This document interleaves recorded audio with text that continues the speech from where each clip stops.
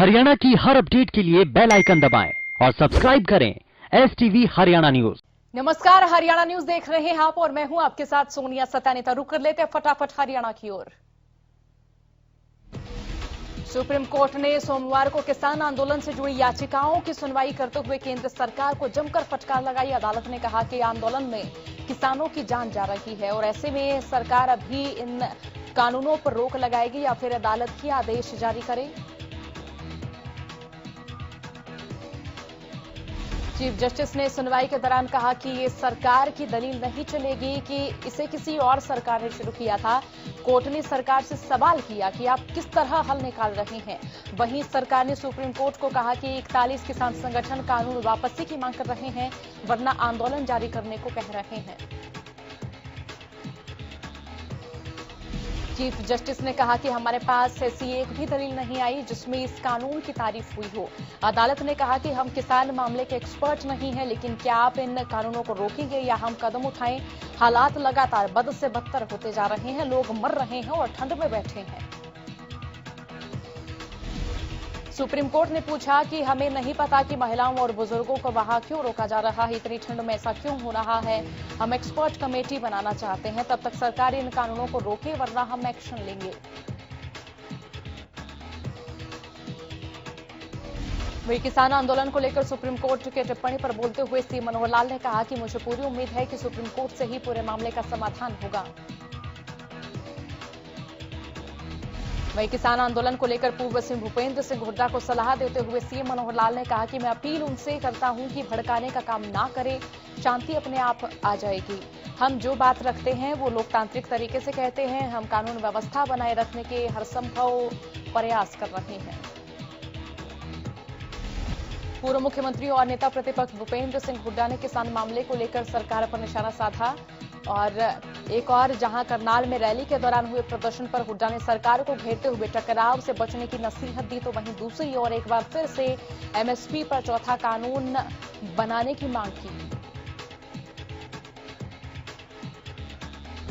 यमुनानगर के छछरौली ब्लॉक में किसानों ने सैकड़ों ट्रैक्टरों के साथ ट्रैक्टर मार्च निकाला। ट्रैक्टर मार्च के दौरान किसान नेताओं ने कहा कि ट्रैक्टर यात्रा नहीं बल्कि आगामी 26 जनवरी को गणतंत्र दिवस समारोह में ट्रैक्टर मार्च निकालने के लिए मार्च पास्ट किया जा रहा है।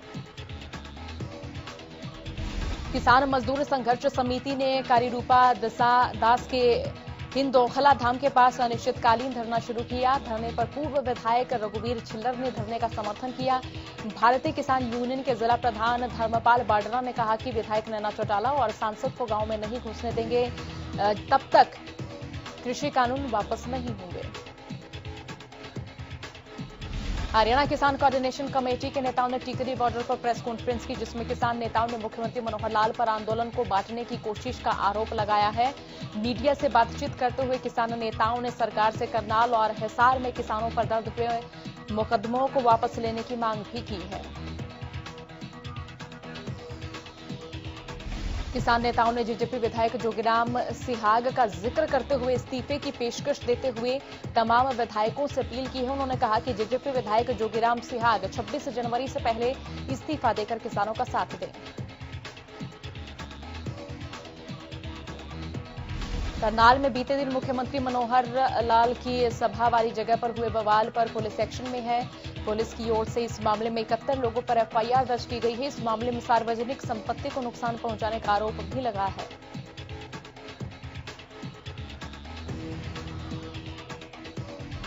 घरोंडा में 71 लोगों के खिलाफ दर्ज मामले की जानकारी देते हुए घरोंडा थाना प्रभारी मोहनलाल ने बताया कि गांव कैमला में सीएम के प्रोग्राम में तोड़फोड़ करने के मामले को लेकर घरोंडा थाने में 71 लोगों को नामजद करते हुए पुलिस ने करीब 900 लोगों के खिलाफ मामला दर्ज कर लिया है। फतेहाबाद के टोहाना हिसार टाउन पार्क के बाहर कृषि कानूनों के विरोध में जारी धरने में सेवानिवृत्त फौजी और रिटायर्ड कर्मचारी अनशन पर रहे। अनशन पर बैठे लोगों में एक रिटायर्ड BSF के जवान भी हैं। किसान आंदोलन को 47 दिन हो गए हैं। इंद्री में किसानों ने भारतीय किसान यूनियन केंद्रीय हल्का प्रधान सतीश कलसोर की अध्यक्षता में एक पंचायत का आयोजन किया, जिसमें 26 जनवरी को गणतंत्रता दिवस की परेड में शामिल होने के लिए गांव-गांव से किसानों को ट्रैक्टर ट्रॉली समेत दिल्ली पहुंचने के लिए आग्रह किया गया। कैमला में किसानों के विरोध प्रदर्शन पर प्रदेश के शिक्षा मंत्री कंवरपाल गुर्जर ने अपनी प्रतिक्रिया दी। कंवरपाल गुर्जर ने कहा कि मैं इस तरह के प्रदर्शन की कड़े शब्दों में आलोचना करता हूं। कैबिनेट मंत्री ने कहा कि कल जो कुछ हुआ गैर जिम्मेदाराना व्यवहार है। जिस तरह से हुड़दंग मचाने का काम किया गया, हमला किया गया, उससे कोई बड़ी घटना भी हो सकती थी। कंवरपाल गुर्जर ने कहा कि निश्चित तौर से सरकार को कड़े कदम उठाने चाहिए और सख्त कार्रवाई करनी चाहिए। वहीं कैमला की घटना पर 71 किसानों पर एफआईआर दर्ज होने के फैसले को भी उन्होंने सही ठहराया। कैमला गांव की घटना पर किसान नेता गुरनाम सिंह चड्डूनी ने कहा कि बीजेपी हमारे आंदोलन के खिलाफ रैलियां कर रही है, इसीलिए जहां जहां सरकार रैलियां करेगी वहां हम इसका विरोध करेंगे। किसान नेता गुरनाम सिंह चड्डूनी ने कहा कि ये आंदोलन देश को बचाने का आंदोलन है और बीजेपी सरकार इसे खत्म करना चाहती है। बहादुरगढ़ में Sikh chamber of commerce global USA ने किसानों के लिए मूंगफली और रेवड़ी भिजवाई। लोहड़ी के त्योहार को देखते हुए किसानों के लिए मूंगफली और रेवड़ी भिजवाई गई। चंडीगढ़ से एक टीम बहादुरगढ़ पहुंचे। किसानों का कहना है कि वो सड़क पर ही लोहड़ी का त्योहार मनाएंगे और कृषि कानूनों की प्रतियां भी जलाएंगे। रेवाड़ी के खेड़ा बॉर्डर पर 29 दिनों से किसानों का आंदोलन जारी है। इस दौरान स्थानीय लोगों और किसानों के बीच बातचीत हुई। स्थानीय लोगों का कहना है कि लगातार जारी आंदोलन के बीच उनका कामकाज बाधित हो रहा है। स्थानीय लोगों और किसानों के बीच कल देर शाम पंचायत हुई। हरियाणा विधानसभा में विपक्ष के नेता रह चुके इनेलो के एकमात्र विधायक अभय सिंह चौटाला ने किसानों की मांग के समर्थन में विधानसभा की सदस्यता से इस्तीफा दे दिया है। पूरे प्रदेश में अभय चौटाला एकमात्र ऐसे विधायक हैं जिन्होंने विधानसभा की सदस्यता से इस्तीफा देने का साहस दिखाया है। हालांकि अभय का ये इस्तीफा समयबद्ध है। उन्होंने ईमेल के जरिए विधानसभा अध्यक्ष को अपना इस्तीफा भेजा है। विधानसभा स्पीकर ज्ञानचंद गुप्ता को भेजे पत्र में अभय चौटाला ने कहा कि अगर 26 जनवरी तक किसानों की मांग के अनुरूप तीनों कृषि कानून वापस नहीं होते तो 27 जनवरी को उनका इस्तीफा स्वीकार कर लिया जाएगा। कृषि कानूनों को रद्द करने की मांग को लेकर किसान बॉर्डरों पर डटे हुए हैं। इस बीच किसानों को चौतरफा समर्थन भी मिल रहा है। इसी कड़ी में सर्व कर्मचारी संघ के जिला सचिव कृष्ण धारसूल ने कहा कि कर्मचारी इस आंदोलन में सहयोग नहीं दे रहे बल्कि वो इसका हिस्सा हैं। गोहाना में सर्व कर्मचारी संघ हरियाणा के आह्वान पर मंगलवार को सर्व कर्मचारी जिला उपायुक्तों का घेराव करेंगे। गोहाना में सोमवार को all Haryana power corporation workers union के पदाधिकारियों की गेट मीटिंग हुई। अंबाला में ऑनलाइन तबादला पॉलिसी को लेकर विरोध में बैठे बिजली कर्मियों ने एक्सचेंज ऑफिस में प्रदर्शन किया। कर्मचारियों का कहना है कि ऑनलाइन तबादला पॉलिसी से बिजली की सप्लाई में परेशानी होगी।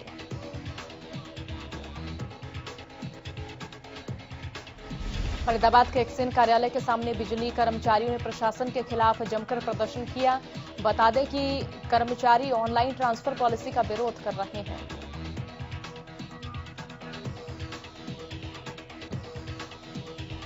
सिरसा के बिजली निगम कार्यालय परिसर में सोमवार को कर्मचारियों ने 2 घंटे का रोष प्रदर्शन कर प्रशासन के खिलाफ जमकर नारेबाजी की। सिटी यूनिट प्रधान देवीलाल ने बताया कि 2 घंटे का रोष प्रदर्शन ऑनलाइन ट्रांसफर पॉलिसी को लेकर किया गया है।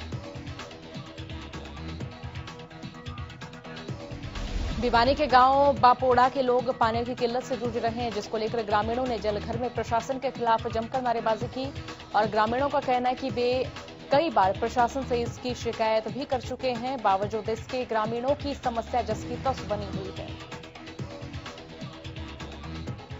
प्रदेश में कोरोना के आंकड़ों में लगातार गिरावट देखी जा रही है। बीते 24 घंटे में 234 नए मरीजों की पुष्टि हुई। वहीं गुरुग्राम से 73, फरीदाबाद से 36 नए कोरोना केसेस सामने आए। सोनीपत और करनाल से 19 नए आंकड़े सामने आए। प्रदेश में अब तक कुल 2,950 कोरोना मरीजों की मौत के मामले सामने आए। हरियाणा में कुल 2,64,955 केस सामने आ चुके हैं और एक दिन में 286 मरीजों ने कोरोना को मात दी और इसी के साथ कुल 2,59,000 से ज्यादा कोरोना संक्रमित ठीक हो चुके हैं। सोमवार को राजस्थान के सांगरिया से सैकड़ों श्रद्धालुओं का जत्था सिरसा के बाबा तारा कुटिया पहुंचा। इस जत्थे की अगुवाई सिरसा विधायक गोपाल कांडा की बहन सुमन कंदोई और उनके बहनोई और वरिष्ठ अधिवक्ता मोतीलाल कंदोई ने की। श्री बाबा तारा कुटिया में उनका स्वागत करने के लिए कुटिया के मुख्य सेवक गोविंद कांडा की पत्नी मौजूद रही। गोविंद कांडा की धर्मपत्नी सरिता कांडा, संगीता गर्ग, रेणु मित्तल और धैर्य कांडा ने मिलकर सभी का स्वागत किया। कोरोना वैक्सीन को लेकर स्वास्थ्य विभाग ने अपनी तैयारियां पूर्ण कर ली हैं। 16 जनवरी को सिरसा में 5 वैक्सीनेशन केंद्रों पर लाभार्थियों को वैक्सीन दी जाएगी, जिनमें से नागरिक अस्पताल सिरसा, डुडवाली, एलनाबाद के साथ साथ कालाबली और रानिया के स्वास्थ्य केंद्र शामिल हैं। अंबाला स्टाफ रोड पर बने कमर्शियल बिल्डिंग को हाईकोर्ट के ऑर्डर पर अवैध निर्माण होने पर नगर परिषद की टीम तोड़ने पहुंची। दरअसल सोमवार को खुद एसडीएम की अगुवाई में नगर परिषद की टीम दलबल के साथ पहुंची। मौके पर पहुंचे नगर परिषद के कार्यकारी अधिकारी अपूर्व चौधरी ने बताया कि यह हाईकोर्ट का आदेश था कि ये इमारत अवैध निर्माण है, जिसको तोड़ा जाना चाहिए। इसीलिए वो पहले टीम के साथ आए थे, लेकिन उस दिन इसे तोड़ नहीं पाए, इसीलिए इस बिल्डिंग को सील कर दिया गया था। मानेसर नगर निगम के गठन के बाद पहली बैठक मानेसर क्लब में की गई, जिसमें पटौदी से विधायक सत्यप्रकाश जरावता, बादशाहपुर से विधायक राकेश दौलताबाद, नगर निगम कमिश्नर विनय प्रताप सिंह, मानेसर नगर निगम के अधिकारी सहित मानेसर के उद्योगपति, आरडब्ल्यूए के प्रधान, सरपंच सहित ग्रामवासी मौजूद रहे। इस दौरान सभी से विकास कार्यों का स्वरूप तैयार करने के लिए सुझाव मांगे और इस दौरान नगर निगम के कमिश्नर विनय प्रताप सिंह ने कहा कि मानेसर नगर निगम को डिजिटलाइज यानी पेपरलेस की बनाया जाएगा। गुरुग्राम नगर निगम इन दिनों लोगों से प्रॉपर्टी टैक्स वसूलने में जुटा हुआ है, जिसके चलते नगर निगम की प्रॉपर्टी टैक्स विंग ने टीमें गठित कर उन प्रॉपर्टी डिफॉल्टरों की लिस्ट तैयार की है जिन्होंने अपना प्रॉपर्टी टैक्स अदा नहीं किया है।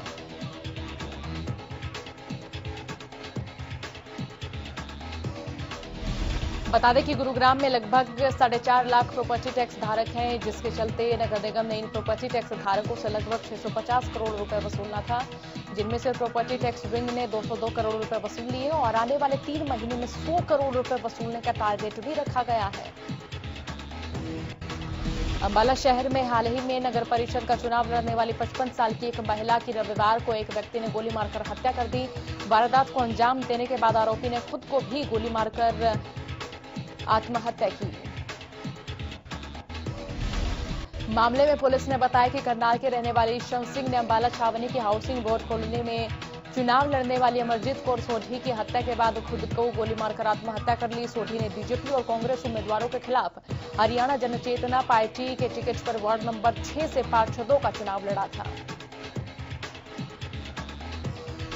पानीपत में ग्राम सचिव पेपर लीक मामले में पुलिस ने 14 लोगों को गिरफ्तार किया। निजी स्कूल संचालक के लिए भगत 20 में सामने आई। बता दें कि बीती 9 जनवरी को ग्राम सचिव पेपर मामले में जो है ये गिरफ्तारी की गई है।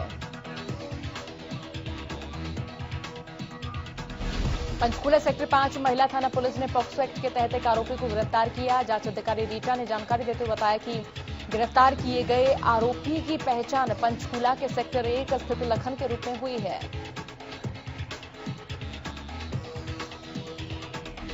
झज्जर की सीआईए टीम ने छापेमारी कर 14,509 शराब की बोतलें बरामद की। साथ ही इस मामले में 5 लोगों को गिरफ्तार किया, जिसमें मुख्य आरोपी झज्जर का रहने वाला है, 2 यूपी के और 2 हरियाणा के बताए जा रहे हैं। टीम ने एक गाड़ी भी बरामद की। ये लोग प्लेन बोतल पर विदेशी शराब का मार्क लगाकर बेचने का गोरखधंधा करते थे। और वहीं पानीपत में शादी की शॉपिंग करने आई एक महिला के बैग से महिला चोर ने 25,000 रुपए और ज्वेलरी पर हाथ साफ कर दिया। दुकान में लगे सीसीटीवी में पूरी वारदात कैद हो गई। मामले में जांच कर रही पुलिस ने मार्केट के सभी दुकानों को सतर्क रहने की हिदायत दी और फिलहाल महिला चोर की तलाश जारी है। फतेहाबाद के बूना कस्बे में बाइक सवार युवकों ने एक महिला से दिन दहाड़े लूटपाट की और मामले में डीएसपी अजय सिंह ने जानकारी देते हुए बताया कि महिला के पति ने पुलिस को रिपोर्ट दर्ज कराई है और पुलिस ने 2 अज्ञात बाइक सवार युवकों के खिलाफ केस दर्ज कर लिया है। रविंद्र हत्या मामले में गुरुग्राम पुलिस ने आरोपियों की पहचान बताने वाले व्यक्ति को 5 लाख रुपए का इनाम देने की घोषणा की। दरअसल 24 दिसंबर को रविंद्र यादव की गोली मारकर हत्या कर दी गई थी और हत्या के बाद से लगातार परिवार की ओर से गुहार लगाई जा रही है। 16 दिन बीत जाने के बाद भी अभी तक किसी भी आरोपी की गिरफ्तारी नहीं हुई। इसी के चलते गुरुग्राम पुलिस कमिश्नर से ग्रामीणों ने मुलाकात की और वहीं पुलिस ने ग्रामीणों को आश्वासन दिया है कि जल्द ही इस मामले में आरोपी की गिरफ्तारी हो जाएगी। सोना पुलिस ने एक इनामी बदमाश को गिरफ्तार किया, जिसके पास से पुलिस ने एक देसी कट्टा बरामद किया है। बता दें कि बदमाश ने युवक को गोली मारकर जान से मारने की कोशिश की थी। गुरुग्राम में हुए सड़क हादसे में एक 31 साल के व्यक्ति की दर्दनाक मौत हो गई। सहरौल बॉर्डर पर बनने वाले अंडरपास के गड्ढे में गिरने से व्यक्ति की मौत हुई। इस मामले में पुलिस ने कंस्ट्रक्शन कंपनी के खिलाफ 283 यानी सड़क मार्ग में बरती जा रही लापरवाही और अन्य धाराओं के तहत मामला दर्ज किया।